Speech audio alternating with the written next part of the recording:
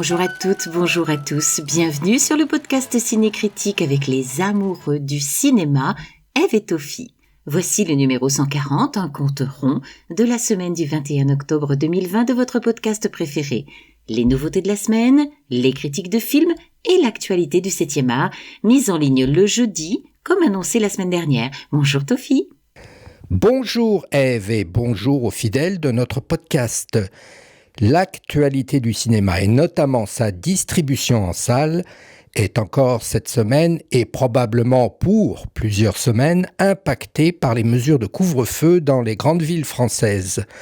Il s'agit de Paris, région parisienne, Toulouse, Aix-Marseille, Grand Lyon, la métropole de Lille, la métropole de Rouen, Montpellier Méditerranée, Grenoble et enfin Saint-Étienne. Soit Tofi potentiellement 1700 communes et plus de 19 millions de Français qui sont donc touchés par les mesures de couvre-feu qui, on le rappelle, sont de 21h à 6h du matin. Ces 9 grandes agglomérations concernées représentent à elles seules près de 50% de la fréquentation en salle pour un peu moins de 30% de la population. Et le couvre-feu a évincé la fameuse séance de 20h qui s'adresse principalement au public qui travaille en journée en semaine et la plus prisée du week-end.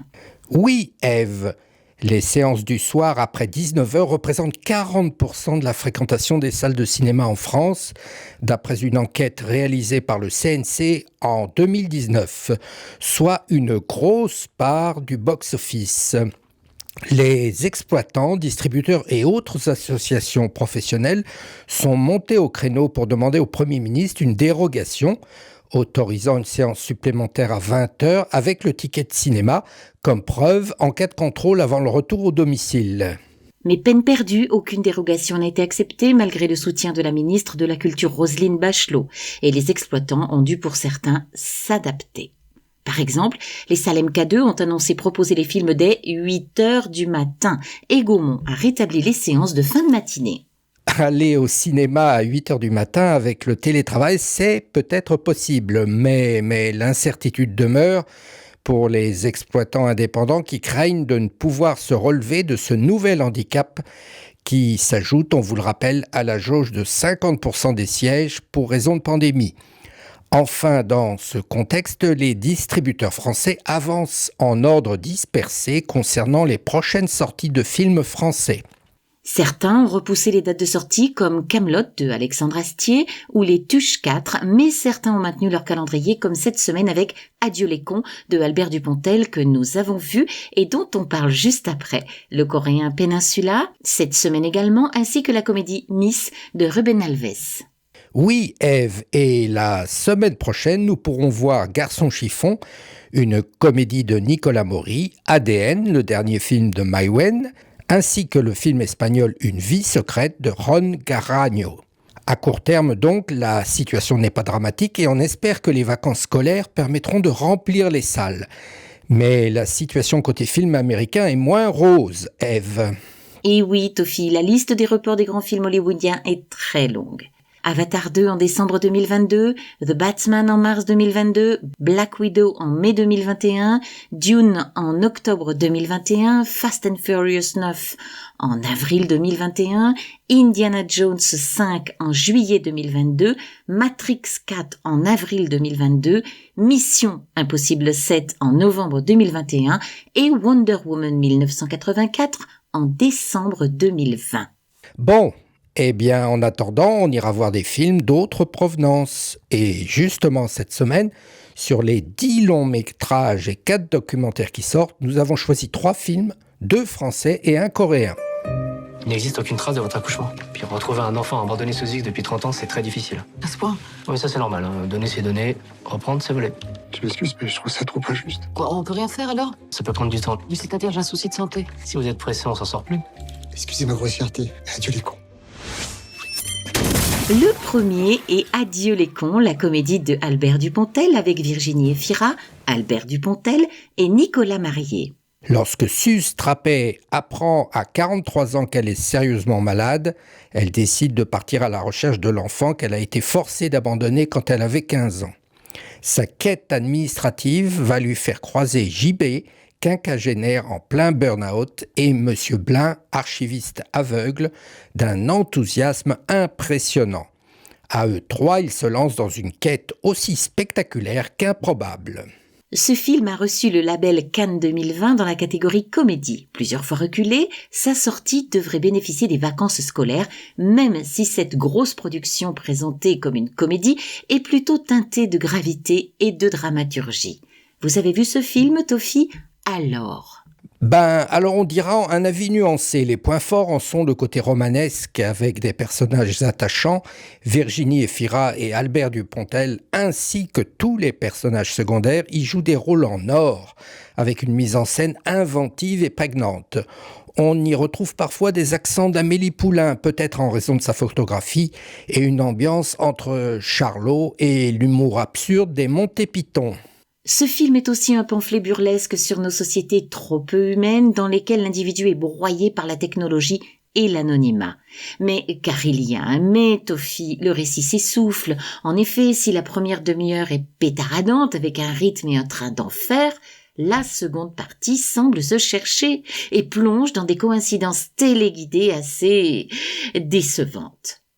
Comédie fortement mélancolique, elle est un remède à la morosité actuelle, mais n'évite pas parfois la mièvrerie et les clichés.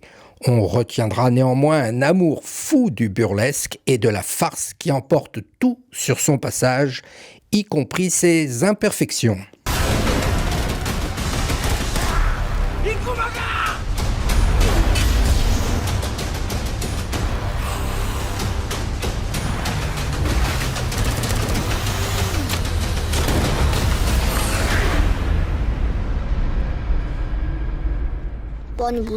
Et notre seconde sélection est coréenne avec le film Peninsula de Sang Ho-yeon.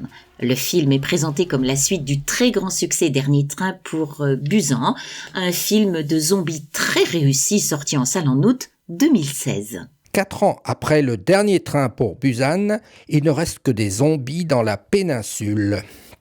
Un groupe de soldats forcés d'y retourner découvre que des survivants non contaminés se sont regroupés dans une bande bien plus dangereuse que les zombies. Je vous le disais, présenté comme la suite du Dernier train pour Busan, le spectateur risque d'être sur ce plan-là très déçu. Rien ne semble fonctionner dans cette suite au design très moche, des actions gratuites sans raison apparente et surtout des personnages sans intérêt. Là où le Dernier train pour Busan arrivait à convaincre par son réalisme, la peur du danger, la protection des autres par exemple, ici rien ne fonctionne dans ce sauvetage improbable. On assiste à des plans séquences de fusillades trop longues, des sauvetages comiques et des courses-poursuites improbables. On a l'impression qu'on fait du remplissage. En ajoutant à ça des problèmes de rythme et une intrigue et des personnages sans intérêt, le spectateur sort épuisé du film qui sera probablement vite oublié. On pourra passer son tour. Nous parlions du film Peninsula de Sang Ho-yeon. Moi, mon rêve, ça serait de réparer les jouets cassés. Mon rêve, c'est d'être Miss France. Debout là-dedans! Je vais faire Miss France. C'est garçon? Voilà, c'est ça, oui. J'ai besoin de ton aide. T'aider à quoi? À devenir Miss France.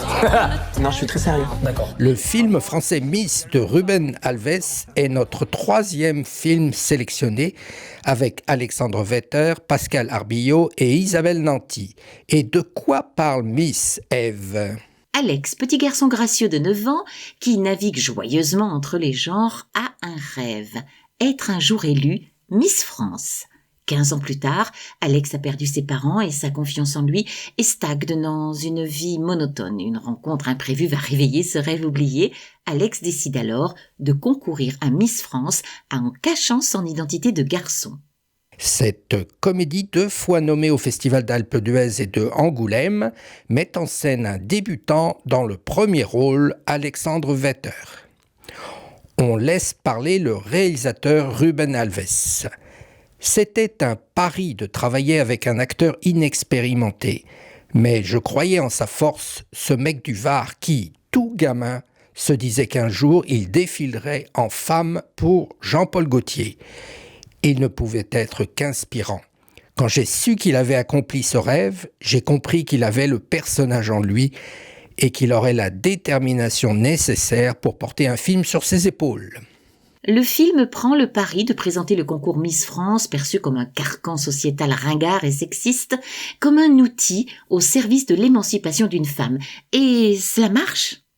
Le film apporte en effet son propre regard sur l'acceptation de l'autre, de soi et de la féminité. Le cinéaste signe un film d'une grande liberté et désamorce certains clichés, mais pas tous, auxquels on peut s'attendre sur ce sujet.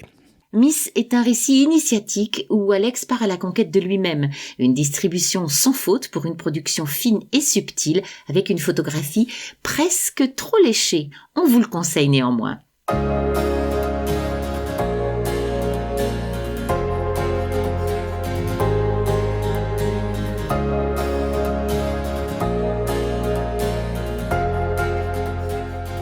On passe aux critiques maintenant, Ève. On a vu un film dont nous n'avions pas parlé, de Raphaël Jacoulot, sorti en France le 7 octobre 2020, avec Jalil Lesper, Louise Bourgoin et Mélanie Doutet, qui s'appelle « L'enfant rêvé ». François dirige la scierie familiale avec sa femme Noémie et tous deux rêvent d'avoir un enfant sans y parvenir. Il rencontre Patricia qui vient de s'installer dans la région. Commence alors une liaison passionnelle. Très vite, Patricia tombe enceinte. François vacille. Le réalisateur des originaux Avant l'aube en 2011 et Coup de chaud en 2015 revient avec un drame passionnel tendu sur le désir de paternité. Mais le personnage principal est la forêt jurassienne et sa nature omniprésente. François entretient une liaison extra-conjugale avec Patricia, une mère de famille, et de cette liaison arrive un enfant. Cette naissance est le déclencheur d'un conflit chez François qui ne contrôle plus rien, sa vie privée, ainsi que la gestion de son entreprise à la trésorerie fragile. Lâche et manipulateur, il glisse progressivement vers la destruction et la folie. Jalil Lesper est de tous les plans et s'en sort plutôt bien. Mais le lien passionnel avec Patricia incarnée par Louise Bourgoin semble en retrait. Enfin, quelques invraisemblances scénaristiques émaillent l'histoire qui aurait gagné à être resserrée. On retrouve dans L'enfant rêvé la patte de ses précédents films, un individu luttant contre un environnement oppressant. Ici, la symbolique de la forêt accentue le malaise dans une production fine et humaine plutôt réussie.